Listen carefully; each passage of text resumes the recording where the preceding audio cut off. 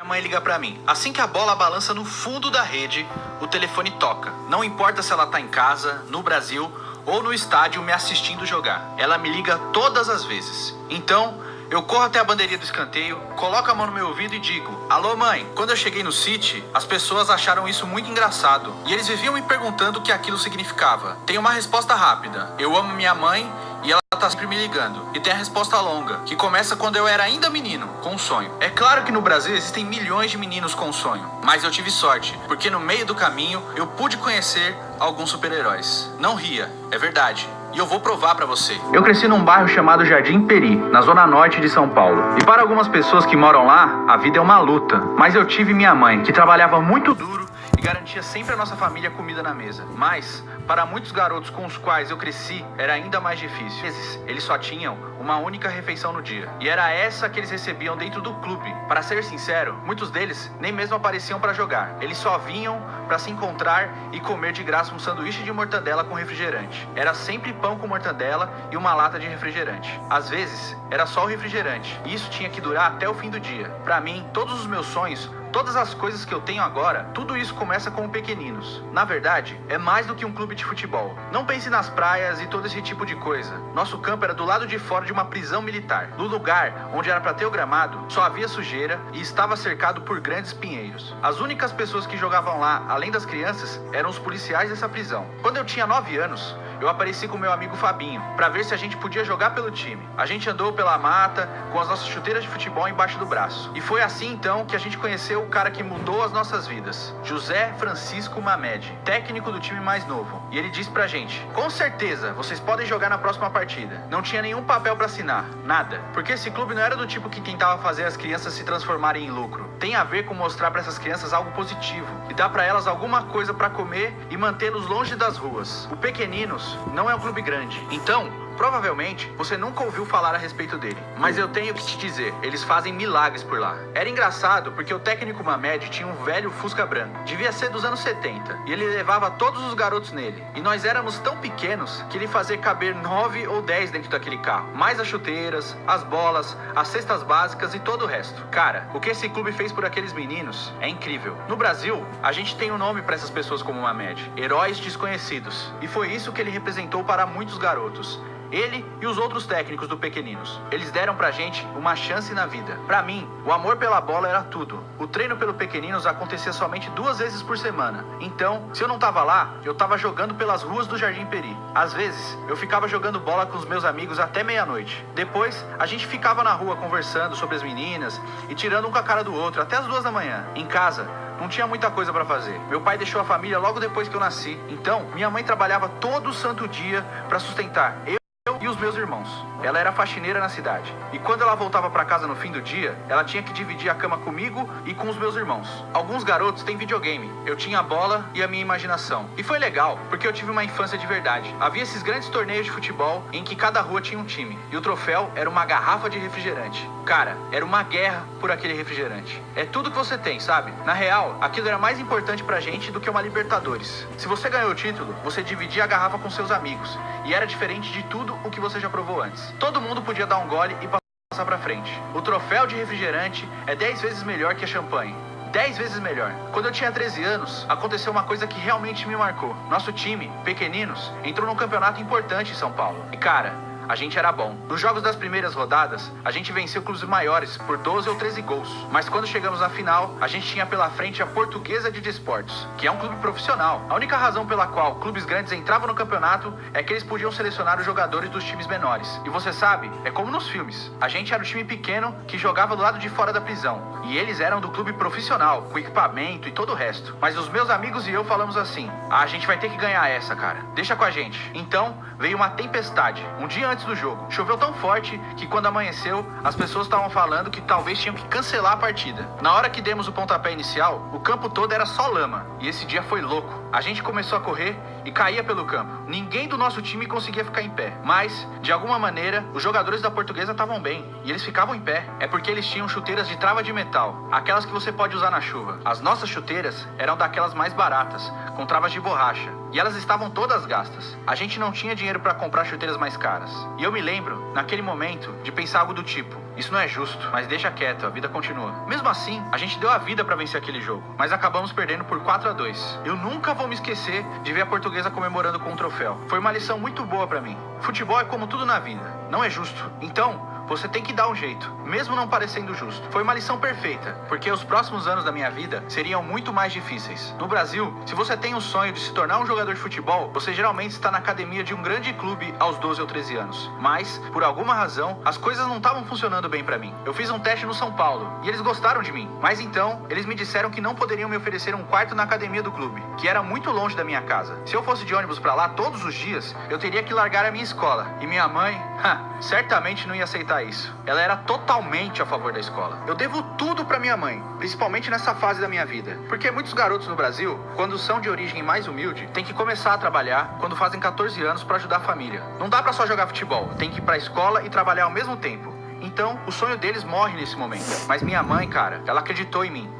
Se não for a razão, ela acreditou. Ela falou pra eu continuar, não importa o que eu tivesse que fazer. Então, aos 13 anos, eu comecei a jogar com os caras mais velhos da várzea. Ok, todos em São Paulo sabem do que eu tô falando agora, e provavelmente já vão começar a rir. Mas pra todos aqueles que não sabem do que eu tô falando, eu vou explicar. A várzea é como basquete de rua nos Estados Unidos, ou como uma liga semi-profissional de futebol na Europa. Os campos são todos esburacados e você joga contra os marmanjos, os caras casca grossa. A várzea é conhecida por ser de extremo contato físico. Tinha muita coisa pesada acontecendo no campo. Eu nunca vou me esquecer de um momento. A gente estava jogando uma partida importante contra um time grande. Eles sempre tiveram uma das melhores equipes de várzea da cidade. Mas eles estavam fora da liga por alguns anos por causa de algo que fizeram depois de um jogo. E eu não quero entrar em detalhes porque provavelmente tem criança lendo isso aqui. Então, esse era o primeiro ano deles de volta à liga. E eles estavam jogando contra a gente. Uma partida para classificar para um campeonato ainda maior. E eu me lembro de todos os jogadores deles olhando para mim antes do jogo e falando: que esse moleque? É sério isso? Esse pivete? E era sério, cara. Com 4 minutos de jogo, eu driblei o melhor zagueiro do time deles e marquei um gol. E eu me lembro de todos eles olhando pra mim, tipo: beleza, moleque, a gente vai fazer da sua vida um inferno. Foi a partir daí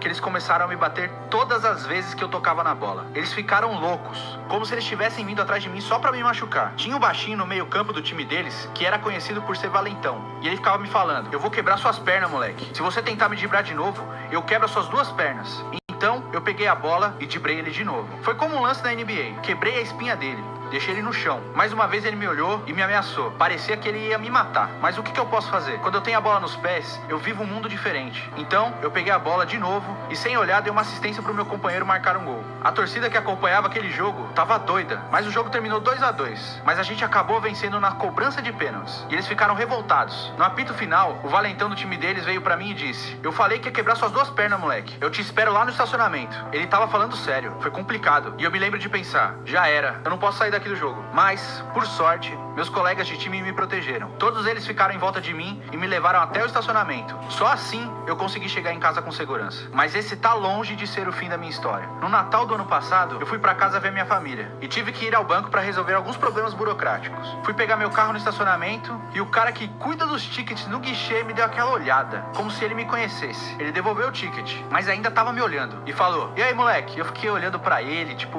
não tava entendendo direito. E ele fala: lembra de mim? Da várzea, mano. Eu ia quebrar tuas pernas. E eu, caramba, meu Deus, eu não sabia o que fazer. Então ele falou: cara, eu ia mesmo quebrar suas pernas aquele dia. Você acredita nisso? E eu tentando ficar tranquilo, tipo: que é isso, mano? Você não ia fazer isso não. Eu sei que você tava só zoando. Mas ele seguiu falando: não, mano, eu tô falando sério. Eu ia realmente quebrar suas pernas. E agora você tá jogando pelo meu time, mano. Eu te amo, cara. Eu não posso acreditar nisso. Você consegue imaginar se eu tivesse quebrado suas pernas? Aí a gente riu e eu acabei tirando com ele. Existe uma expressão no Brasil. É a única forma de descrever o que aconteceu comigo. Minha vida mudou da água pro vinho. 5 anos atrás, eu tava jogando na várzea, apenas tentando sobreviver, apenas tentando chegar num clube grande do Brasil. A várzea me deu uma boa perspectiva. Eu joguei com grandes jogadores, que hoje são motoristas de ônibus, ou trabalham no supermercado, ou são pedreiros. E não foi porque eles não eram bons jogadores, ou porque não se esforçavam. O que conta nessas horas é sorte e oportunidade. Algumas pessoas têm que ir atrás do seu sustento e não pode ficar correndo atrás dos seus sonhos. Se eu não tivesse o apoio da minha mãe, eu provavelmente estaria no mesmo caminho desses outros jogadores de várzea. Mas, ao invés disso, eu tive a oportunidade de fazer um teste no Palmeiras, quando eu tinha 15 anos. E dali, tudo decolou pra mim. Acho que não consigo nem explicar. Foi como destino, de forma certeira. Deus escreveu tudo perfeitamente. Eu fiquei com o time júnior e assinei meu primeiro contrato de verdade. De lá pra cá, o tempo passou voando. Fui pro time principal, consegui me destacar e, pra minha surpresa, cheguei até a seleção brasileira e pude participar dos Jogos Olímpicos Rio 2016. Quando eu recebi aquela ligação, foi uma emoção inexplicável. Pra fazer você entender o que esse momento significou pra mim, apenas 2 anos antes, eu tava nas ruas do Jardim Peri, pintando as calçadas de verde e amarelo para a Copa do Mundo 2014. Os caras da minha vila desenhavam muito bem e fizeram grandes murais, com os rostos dos jogadores brasileiros, Davi Luiz, Neymar, Marcelo, e a gente tava deixando tudo aquilo colorido. Esse campeonato em 2016 foi bastante especial pro brasileiro, porque a medalha de ouro olímpica era a única conquista que o país do futebol jamais tinha conquistado. Eu lembro que o peso daquele campeonato era muito grande, não apenas porque era nosso país, mas pelo que aconteceu na última Copa. Depois que a gente não jogou bem as 2 primeiras partidas, a crítica ficou muito intensa, especialmente contra o Neymar. Eu realmente admiro o Neymar pelo modo como ele lidou com tudo isso e pela maneira que ele conseguiu liderar o nosso time. Antes do campeonato, eu era apenas mais um fã do Neymar, como tantas outras pessoas. E ele é um jogador de futebol incrível, que todo mundo conhece, mas ter a chance de saber quem ele é de verdade nesse período foi especial, por causa do jeito dele. A forma com que ele trata todo mundo me surpreendeu muito, porque mesmo no curto período em que eu vivia futebol, eu vi tantos caras que nem são grandes jogadores, que não ganharam nada, serem muito mascarados. Mas o Neymar trata todo mundo como se fosse irmão dele. E ele foi a grande razão pela qual a gente foi capaz de se unir e ignorar a pressão e jogar um pro outro. Quando a gente ganhou aquela medalha de ouro, foi um momento incrível pro time e também pro país. Antes dos jogos, o Neymar fez uma tatuagem e eu me inspirei nele pra fazer a minha também, porque realmente diz tudo o que representa pra mim. Uma criança pequena que tá no pé do fundo de um morro, olhando para as favelas, segurando uma bola de futebol debaixo do braço e sonhando com seu momento de glória. E não é somente eu, não é somente o Neymar, são muitos brasileiros. E é isso o que essa tatuagem significa pra mim. Fazer de tudo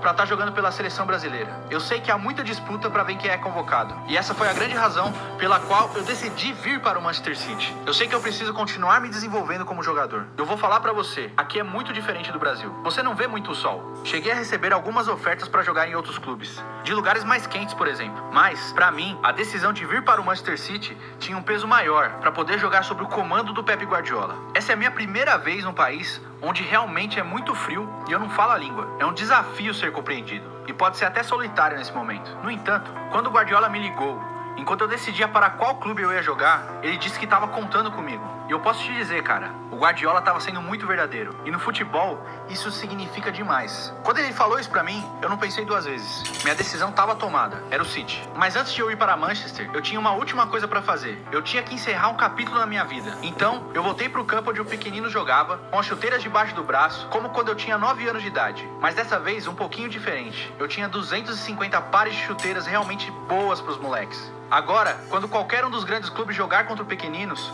num campo molhado, é melhor tomarem cuidado. Daqui em diante, não tem mais essa desculpa, sabe? Eu não vou mentir. Quando eu vim pro Manchester City pela primeira vez, eu me senti perdido. Minha mãe tava indo e vindo da Inglaterra pro Brasil. Era extremamente difícil ficar longe dela, porque ela é tudo na minha vida. Ela foi ao mesmo tempo pai e mãe pra mim quando eu tava crescendo. Eu me lembro que quando eu tava jogando pelo Pequeninos, eu vi algumas crianças depois dos jogos com seus pais. E eu tava sozinho. Aquilo foi pesado demais pra mim. Me marcou. Mas agora, quando alguém pergunta do meu pai, eu digo que minha mãe é meu pai. Ela fez tudo por mim e pelos meus irmãos. Ela foi outra heroína desconhecida. Quando eu faço gol, mesmo quando ela não tá no estádio, eu pego o telefone e falo com ela. Quando a gente era criança, a minha mãe ficava ligando o tempo todo pra descobrir onde é que eu tava. E se eu não atendesse, ela começava a ligar pra todos os meus amigos. Era apenas uma piada entre a gente. Alô, mãe? Quando eu pego o telefone, é em homenagem à minha mãe e à nossa luta. Mas também em homenagem aos meus amigos e à minha família. E também ao técnico Mamed e a todas as pessoas no Brasil que me ajudaram a chegar até aqui. Eu sempre fui um sonhador. Mas mesmo nos meus melhores sonhos, eu não pensei que estaria vivendo o que estou vivendo hoje. Sei que existem muitos garotos que vão pintar as ruas, que não jogam por um grande clube e que as pessoas têm dito que eles não vão chegar lá. Eu diria pra eles, nunca parem de lutar. 4 anos antes de eu entrar pelo túnel do estádio Etihad,